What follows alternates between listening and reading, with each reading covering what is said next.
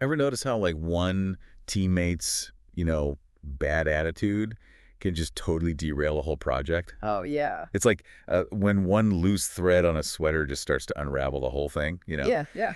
Today we're going to dive into the world of microfoundations in strategy research. Okay. See how those individual actions, motivations, even emotions can actually like impact a company's success. It's interesting, because for so long, strategy's been all about the big picture stuff, Right. mergers and acquisitions and all that, without really like considering the people involved. Exactly. It's like trying to bake a cake without understanding how each ingredient, works. Yeah. To help us with this, we're going to be looking at a research article today called Using Multi-Level Modeling and Mixed Methods to Make Theoretical Progress in Microfoundations for Strategy Research. It's quite a title, It is, yeah. but it's a really good piece by Herman Aguinis. A Gwyn, like the beer. That's it. He's from Indiana University, an expert in human capital, and Jose F. Molina Azurin from the University of Alicante in Spain. Okay. He focuses on strategic management and mixed methods research. And they both make this, I think, really compelling argument that a lot of strategy research misses the mark, Okay. because it kind of overlooks this human element and like the standard ways we use statistics, can miss those little nuances, Right. especially when you're trying to analyze data that comes from lots of different levels. Different levels. So like individual employees, the teams they're on, and then the whole company. Exactly. Okay, so help me unpack that a little bit. What do you mean by these different levels? So imagine you're, I don't know, trying to figure out why one company is like super successful while another one's struggling. Yeah. The traditional research might look at the big stuff, like Mhm. industry trends or a company's resources. But what about the little like day-to-day stuff? Yeah. How people are interacting, making decisions, the team dynamics. Those are all happening at different levels, right? And they all kind of feed into that big picture. So it's not enough to just look at the whole company, like as a whole. We have to actually zoom in and look at the individual pieces. Yeah, you got it. And that's where multi-level modeling comes in. It's a statistical technique that basically just acknowledges that data is all interconnected across these levels. So instead of just looking at the company's, you know, annual report, like the big numbers, we're also looking at, I don't know, like employee satisfaction surveys or team performance, uh, individual personality assessments, like all of that. That's it. And the great thing about multi-level modeling is that it lets us answer much harder questions. Okay. Like, is a company's performance more about the skills of its employees, or is it the company's processes and systems? No, interesting. Or how much does a team's, leadership style impact how motivated people are and ultimately how successful that team is? Yeah, because you could have the best ingredients, but if you don't know how to use them, the cake's still going to be bad. Yeah, exactly. And the cool thing is, multi-level modeling can help us understand things going both downwards and upwards. Okay, down and up. What's that mean? Okay, so downward influences are how, like, the higher level stuff impacts individuals. Okay. Like how the company culture, the decisions that leadership makes trickle down to the employees. Think about a company where they're really big on collaboration. Mm-hmm. That's going to affect how individuals share their ideas, right? But it works the other way around, too. Okay, so upwards means that what individuals do can actually impact the whole company. Exactly. And the research has some really interesting examples of this. Oh, like what? Aguinis and Molina Azurin, they talk about this study that found a link between employees feeling like things were fair at work and how efficiently the company uses its resources. Wait, so if I'm at work and I feel like things aren't fair, that can actually mess with how the whole company is using its resources. It does sound kind of strange, but yeah, these little things can really have a ripple effect. Wow. So we've got multi-level modeling to help us understand how individual actions and the big picture are connected. What else do these authors suggest?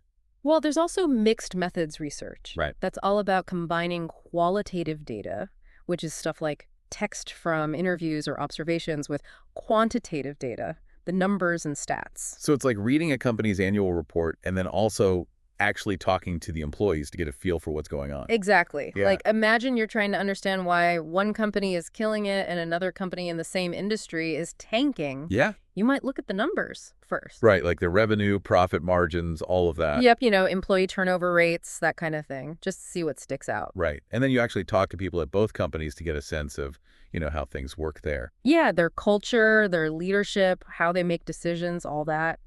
because the numbers show you what's happening, but talking to people helps you understand why. This makes me think about some companies I've worked for. I wish I'd known about this mixed methods research back then. Can be really eye-opening, especially when you're dealing with, complicated situations. So using these two things, multi-level modeling and mixed methods research, can help us answer some pretty big questions about how individual actions impact a company's strategy. Yeah, and the authors highlight some really cool ones, like, you know, how does a company's culture affect the relationship between how people behave and how well the firm performs? Okay. Like they talk about this study that found that in companies that are really competitive, employees are so scared of messing up that they don't share information. Oh, wow. And that ends up hurting innovation. So even something like being afraid to make a mistake can actually hold the company back from innovating. Absolutely. And that's just one example. The research also looks at questions like, do certain personality types, like people who are really outgoing or conscientious, share knowledge better? And does that impact how much a company learns overall? So if I'm just naturally more outgoing, am I going to be better at sharing what I know? And could that help my company be more innovative? That's the kind of thing this research is trying to figure out, and it has some big implications. I could see that. Understanding these, micro-level things could really change how companies do leadership, Hmm. decision-making, even how they manage talent. It's not just about having a good plan. It's about understanding the people who are going to make it happen. Exactly. And the authors argue that this research can help companies be more successful by really understanding and using the power of their employees. So instead of thinking of employees like just little parts in a machine, we're saying they're the engine that runs the whole thing. That's a great way to put it. Yeah, it's like a, Yeah, a whole different way of looking at things. it is. Kind of makes you wonder how much, like individual performance, like how much does that actually matter to how the whole company performs? Yeah, it seems obvious, right? If everybody's doing a good job, the company should be doing well. Right. But how do you actually measure that?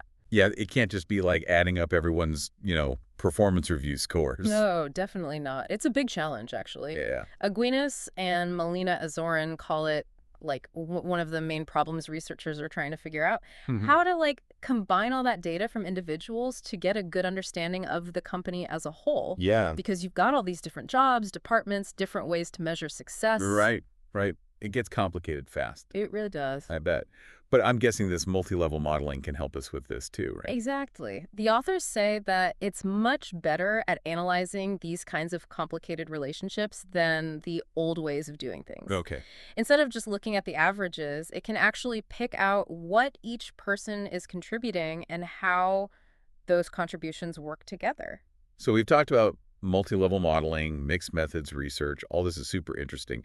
But can we bring it back to like what this means for the average person for a second? Oh, yeah, for sure. Why should anyone care about these microfoundations of strategy if they're not, a researcher or a CEO? That's a great question. What's really neat is that understanding all this stuff about individual impact can actually make people feel more empowered at work. Oh, okay. Instead of feeling like just a cog in a machine, you start to see how what you do matters. Right. Like your decisions, how you interact with people, it all adds up. Exactly. So it's not just the people at the top setting the strategy, it's everyone understanding how they contribute to making it real. And for the leaders, it shows them how important it is to like build good culture, create systems that help people share information, and actually recognize when people do good work. Yeah, it's about building an environment where those bottom-up influences can actually have an effect. And for the rest of us, it makes me think about how we should really pay attention to the little things, like how we talk to each other, how we work together, Mm. how we approach our work in general. It all matters because those things can have a bigger impact than we realize. Yeah. It's all about recognizing that we all have the power to make a difference. Hmm. Even small changes in how we behave can contribute to the company's success. I love that. We all have a role to play in where our company ends up. And the authors actually leave us with a really interesting question to think about. Okay, what is it? If our individual actions are like the building blocks of a company's strategy, what little changes can you, the listener, make in your own work that could help your company be more successful? Oh, that's a good one. It's like taking all this complicated research and making it really personal. It is. Makes you stop and think, What can I do differently starting tomorrow? And that's what makes this research so cool. Yeah, It's not just theoretical, it actually gives us something to do. right. It gives us a new way of understanding how we fit into our company and how we can all work towards something bigger. I am all about this microfoundations thing. It's really cool. So as we finish up looking at this research today, any final thoughts for our listeners? I think the biggest thing to remember is don't underestimate yourself. Okay. Those everyday things you do, those decisions that seem small, they all matter.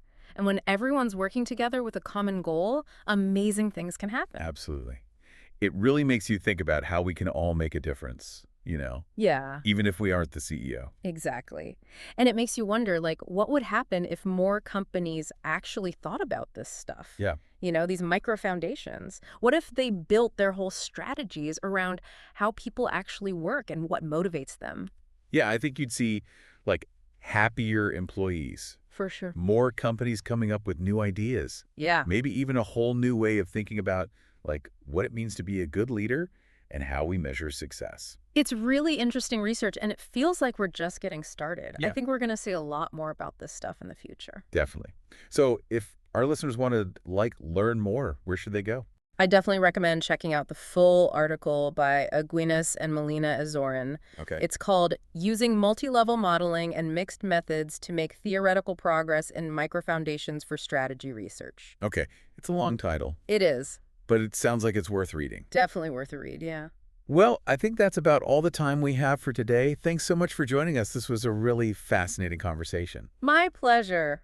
Always happy to talk about, how much individuals matter. Until next time, everybody, remember those little actions you take every day. Yeah. They could have a bigger impact than you think.